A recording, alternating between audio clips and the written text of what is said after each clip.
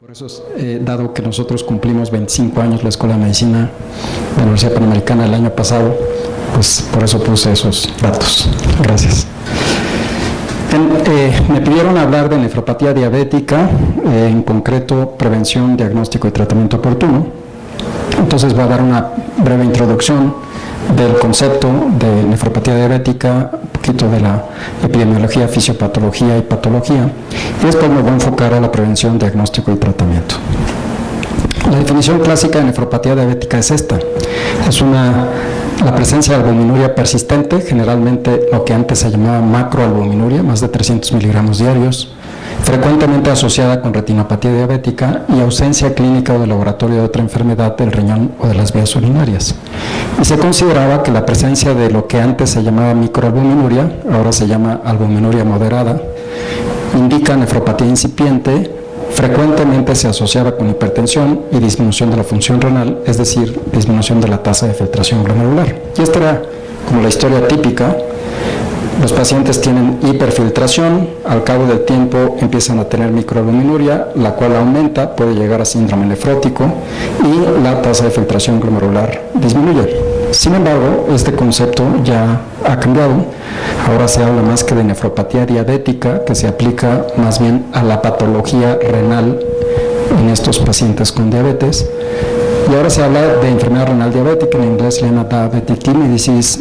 Y básicamente el diagnóstico es el mismo que de enfermedad renal crónica. Es la presencia durante más de 3 meses de indicadores de daño renal. En el caso de la diabetes, típicamente es albuminuria y o una tasa de filtración glomerular menor de 60 mililitros por minuto. Esa es la definición de RC. Ahora, ¿por qué se cambió este concepto? Porque no todos los pacientes desarrollan albuminuria. Algunos solo tienen reducción de la tasa de filtración y la albuminuria puede disminuir e incluso remitir gracias al uso de yecas o aras. Cuanto a la epidemiología, la diabetes a nivel mundial y en México es la causa más frecuente de enfermedad renal crónica. Afecta al 20 al 45% de los pacientes con diabetes, tipo 1 o tipo 2. La prevalencia de albuminuria es similar en ambas, probablemente alrededor del 40%. Y la prevalencia de una tasa de filtración glomerular disminuida, menos de 60 mililitros por minuto, es más frecuente en la diabetes tipo 2 que en la diabetes tipo 1. Interesantemente, la diabetes tipo 2 de inicio en la juventud se asocia con complicaciones renales más tempranas y progresión más rápida que la tipo 1.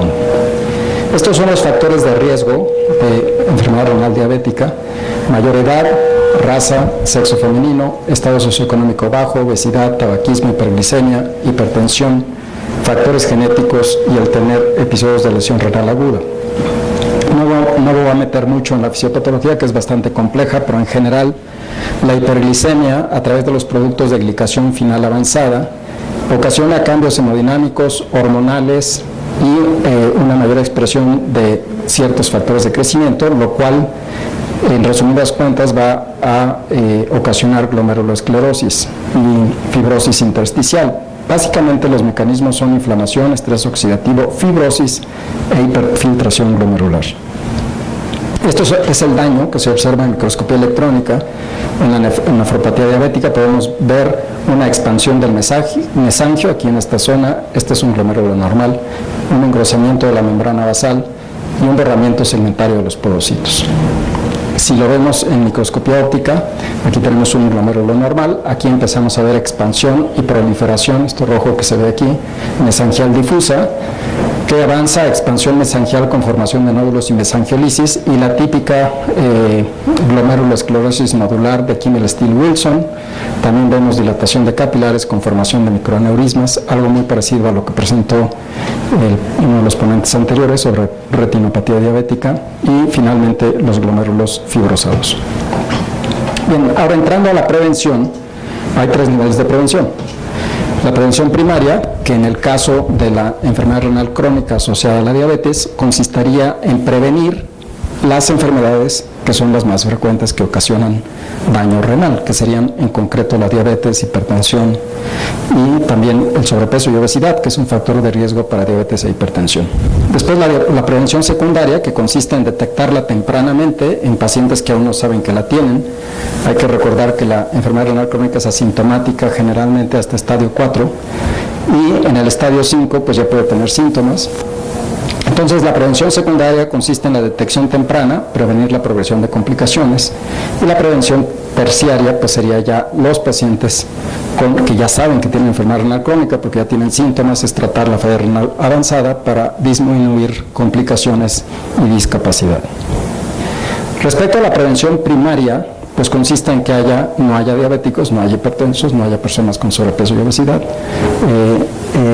Y por otro lado, los que ya la tienen, diabetes sobre todo, hipertensión, detectarlas tempranamente y controlarlas. En el año 2013, la Secretaría de Salud empezó un programa nacional o una estrategia para la prevención y el control de sobrepeso, la obesidad y la diabetes. En 2019 se reestructuró esta estrategia, básicamente porque no hubo resultados muy positivos que digamos, y aquí lo podemos ver, la prevalencia de la diabetes como diagnóstico médico previo, podemos ver en la ENSANUD 2012, 2018, 2019, este es el global, este es hombres y mujeres, pues podemos ver que ha habido un aumento. Y también en el caso del sobrepeso y la obesidad, si lo vemos aquí los diferentes colores son sobrepeso, obesidad grado 1 a 3, pero el global, pues podemos ver que entre la encuesta del 2012 al 2018, pues también ha habido un aumento, o sea que no estamos funcionando demasiado bien con la estrategia.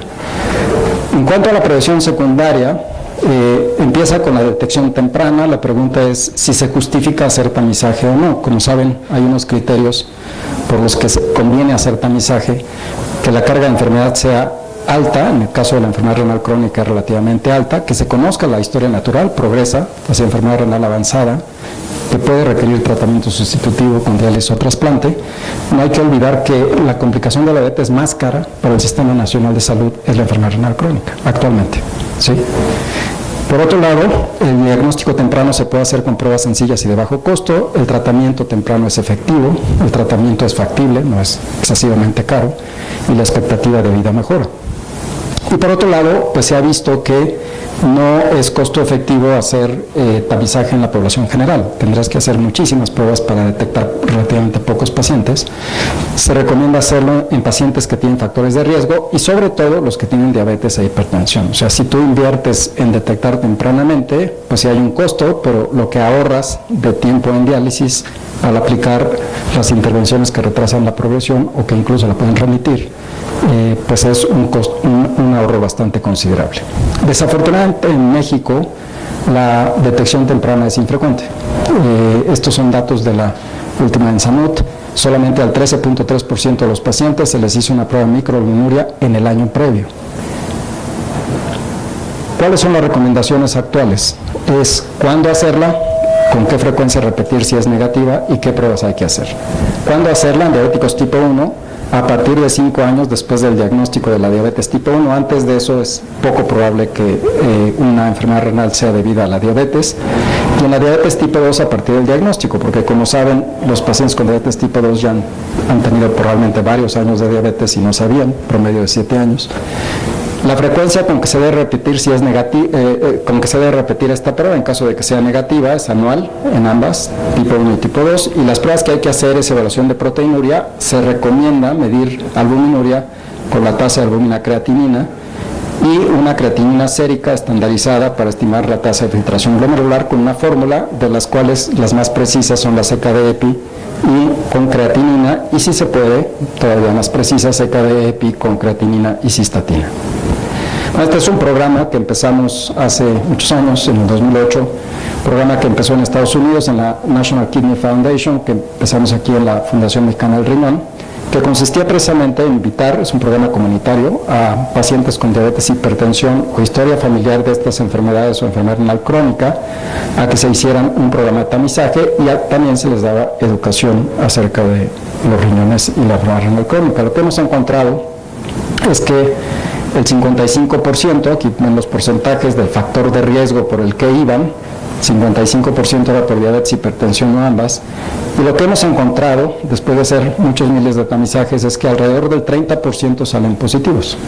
La buena noticia es que la mayoría están en estadios tempranos, poquitos en estadios más avanzados, aunque en estudios más recientes del KIP, de este programa que se llama Kidney Revelation Program, lo que hemos visto es que ya tenemos más pacientes en estadio 2 que en estadio 1. Ahora, si lo vemos por factor de riesgo, los pacientes que van a este programa por diabetes, 4 de cada 10 van a salir positivos. Si el factor de riesgo es hipertensión, 3 de cada 10. Y si tienen ambas, es 1 de cada 2. En este estudio que hicimos, fue un estudio longitudinal. Este es el estadio que tenían de enfermedad renal crónica en el primer evento de tamizaje, y este es un año después. Lo que podemos encontrar es que los pacientes que encontramos, que fueron poquitos, que estaban en estadio 4 o 5, pues esos se mantienen, obviamente tienen RC, no van a revertir. Pero los que estaban en estadio 3, se mantenían en ese estadio, o uno menor o uno mayor, pero con ARC, el 67% de ellos. O sea, 2 de cada 3 que te salen en el estadio 3 en el primer evento de tamizaje vas a confirmar que son positivos. En estadio 2, 52%, y en estadio 1 era de un 40%. Y la incidencia anual, o sea, de nuevos casos, era de 15%. Este es un estudio que estamos haciendo actualmente en 2 clínicas de la Secretaría de Salud de la Ciudad de México. De 258 pacientes que van a estas clínicas, salieron positivos prácticamente el 50%. Ahorita apenas llevamos 80 pacientes con pruebas confirmatorias. Hay que confirmar que la albuminuria es persistente durante más de 3 meses, ¿no? Con al menos 2 de 3 pruebas positivas, y pues nos salieron el 90% positivo. O sea, la prevalencia de la enfermedad es muy alta, y desafortunadamente la mayoría no sabe que tiene enfermedad renal crónica por esta falta de tamizaje. En cuanto al diagnóstico, el diagnóstico pues es en base a la definición que ya les comenté, la presencia de albuminuria, tasa de filtración menor de 60, y pues aquí nos basamos en criterios clínicos: la duración de la diabetes, al menos 5 años en la tipo 1, en la tipo 2 pues se presupone que es larga, la presencia de retinopatía diabética es muy importante, aunque se correlaciona más con la diabetes tipo 1 que con la tipo 2, y generalmente pues con un pobre control glicémico y de la hipertensión arterial. Con esos datos clínicos, sobre todo en presencia de retinopatía, pues consideramos que la diabetes es la causa de la enfermedad renal crónica. Sin embargo, hay pacientes en los que es necesario considerar una biopsia renal, porque pueden ser diabéticos y tener otra causa de enfermedad renal crónica. Por ejemplo, pacientes con albuminuria severa en los primeros 5 años de la diabetes tipo 1, sería inusual. O pacientes que tienen un sedimento urinario activo con hematuria glomerular, o presencia de otras enfermedades que frecuentemente se asocian con RC, como el lupus, o por ejemplo un paciente que hace un síndrome nefrótico agudo o que baja rápidamente la tasa de filtración, pues sería una posible indicación de biopsia. Finalmente, una vez que hacemos el diagnóstico, clasificamos a los pacientes en base a 3 criterios de la clasificación de CADIGO, que son 5 grados de acuerdo a la tasa de filtración glomerular. Aquí ven los niveles. Después, 3 grados de albuminuria, la albuminuria leve, moderada y severa, que es como ahora se recomienda llamarla. Antes a la A2 se le llamaba microalbuminuria y a la 3 macroalbuminuria. Y también poner la posible causa, ¿no? Ese es como actualmente se clasifica la enfermedad renal crónica. En cuanto al tratamiento, tenemos, pues depende del estadio, ¿no? Si en estadio 1, pues determinamos la causa. Si tiene factores reversibles de empeoramiento de la función renal, por ejemplo, que tenga una depresión de volumen o una infección urinaria, obstrucción, o que esté tomando AINES o algún medicamento nefrotóxico, tratamos de revertir eso. Los factores de riesgo y enfermedad cardiovascular, porque es la causa más frecuente de muerte, y qué otras comorbilidades tiene, y empezar intervenciones que retrasan la progresión y en algunos casos la remiten. Conforme avance la enfermedad renal crónica, sobre todo en estadios 3, A y B, ahí nos fijamos más en complicaciones de la enfermedad renal, como puede ser anemia o como puede ser alteraciones del metabolismo óseo y mineral. En estadio 4, preparación para la terapia sustitutiva, y el 5, el inicio oportuno de la terapia. Ahora, me voy a enfocar ahora, que es lo más interesante que ha habido en los últimos años, en las intervenciones que retrasan la progresión. Durante 25 años teníamos 3 opciones: control glicémico, control de la hipertensión, YECAS o ARAS. Y pues ahora, en los últimos años, se han publicado varios ensayos clínicos en los que tenemos un armamentario mucho mayor para retrasar la progresión, y en concreto el bloqueo del sistema renina-angiotensina-aldosterona con antagonistas de los receptores de los mineralocorticoides no esteroideos como la finrenona, y sobre todo los inhibidores del cotransportador sodio-glucosa. ¿Cuál es el objetivo del tratamiento? Pues tratar de que vaya muy lento. Promedio son 4 mililitros por minuto por año, promedio. Si podemos bajarlo a 2 mililitros por minuto por año o menos, pues estamos retrasando el inicio de la terapia sustitutiva muchos años.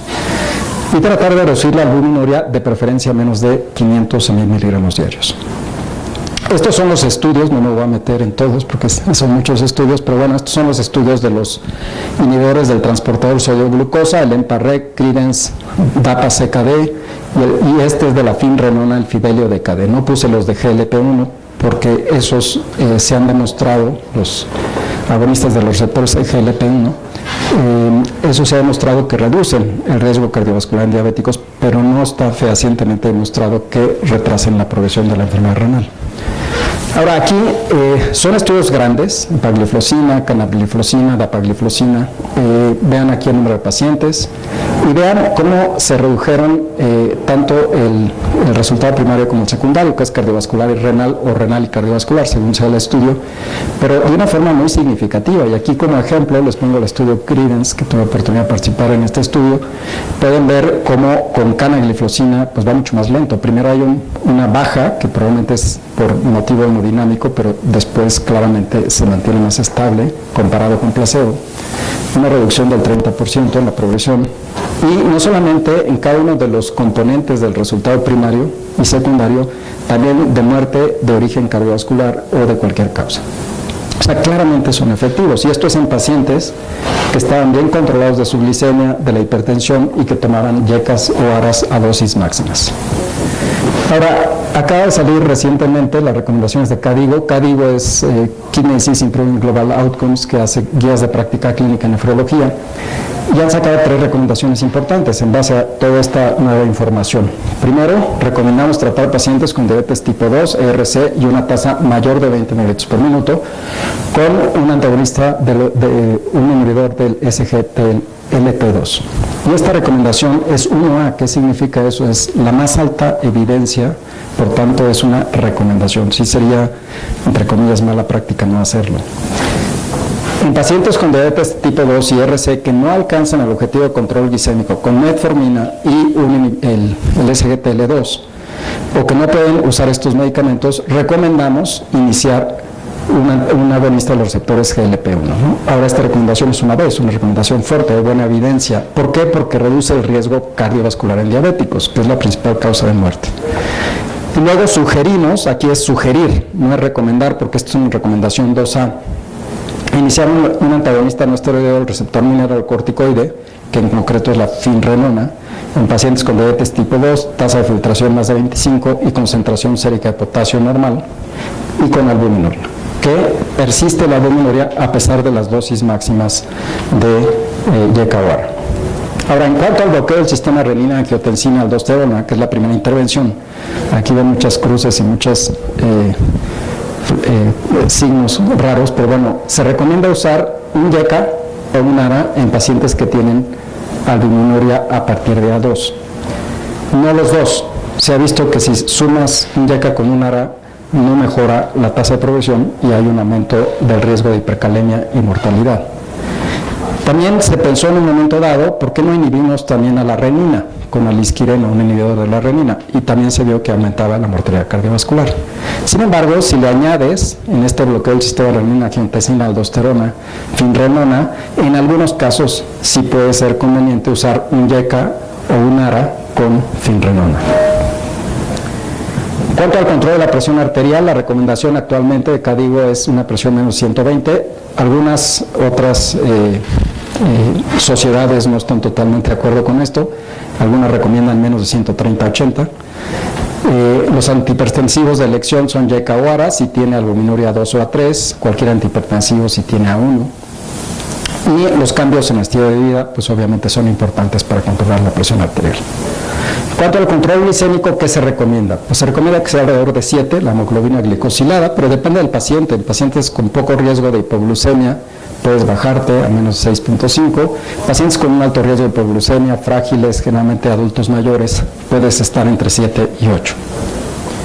Ahora, esta es la recomendación última, que también comparte la ADA, la American Diabetes Association, para los antidiabéticos. Además de los cambios en el estilo de vida, ahora se recomienda no solamente metformina como primera elección, sino también un SGLT2, si tiene una tasa de filtración mayor de 20. Como saben, la metformina no se recomienda usarla con una tasa de filtración menos de 30. Y luego, en caso de que no se consiga el control glicémico, de preferencia GLP-1 y luego todos los demás. Ahora, lo que se recomienda es un manejo holístico, en donde además de esto que les acabo de mencionar, en cuanto a los antidiabéticos, aquí tenemos usar YECAS o ARAS, la inhibición al máximo tolerado.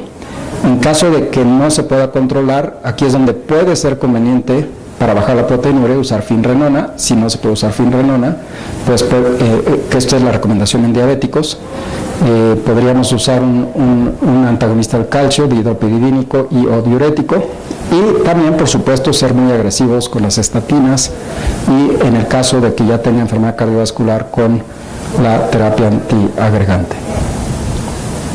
Hay otras intervenciones, ninguna de estas, por ejemplo las dietas hipoproteicas, control de la acidosis, de la hiperuricemia, ninguna de ellas se ha demostrado que sea tan efectiva como las anteriores que les acabo de mencionar. Y esta es la recomendación del tratamiento integral u holístico de la diabetes. A todo el mundo hay que ponerle metformina con enfermedad renal crónica. SGLT2, bloqueo con YECA, estatinas. Después te puedes ir a GLP-1, a las terapias antiagregantes si tiene enfermedad cardiovascular, y en el caso de la finrenona, ¿no? los antagonistas no esteroideos. Por supuesto, alcanzar un buen control glicémico, control de presión arterial y manejo de los lípidos. Bien, ya por último, ¿cuál es la mejor forma de tratar a estos pacientes? Creo que vamos bien de tiempo, nos quedan 5 minutos. La prevención secundaria y terciaria, pues en México no hay suficientes nefrólogos. Hicimos un estudio hace poco y actualmente hay aproximadamente 1.500 nefrólogos certificados en todo el país, lo cual da una tasa de 9.1 nefrólogos por millón de habitantes, lo cual es insuficiente, debería ser el doble. Entonces, la mayor parte de los diabéticos, ¿quién los maneja? Los médicos de atención primaria, los internistas, los médicos familiares, y es muy importante una detección temprana y la educación en base a guías de práctica clínica de estos profesionales de la salud.